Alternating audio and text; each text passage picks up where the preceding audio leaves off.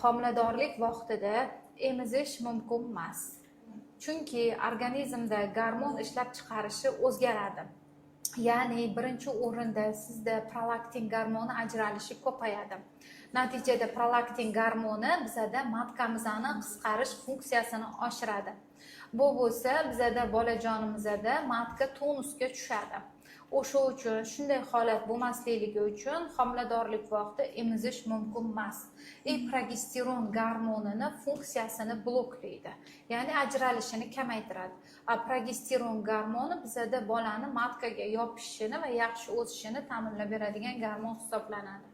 Sizlarga aytadi ko'pchilik, "Men emizganman", hamma hozir yozib tashlang kommentariyaga, "Men emizganman".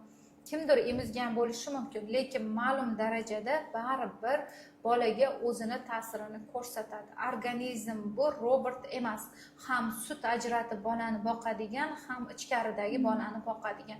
Birinchidan oraliq interval yo'q. Sizlarda organizmda qon kamliligi, kalsiy kamliligi bo'ladi. O'shani hisobiga emizish mumkin emas.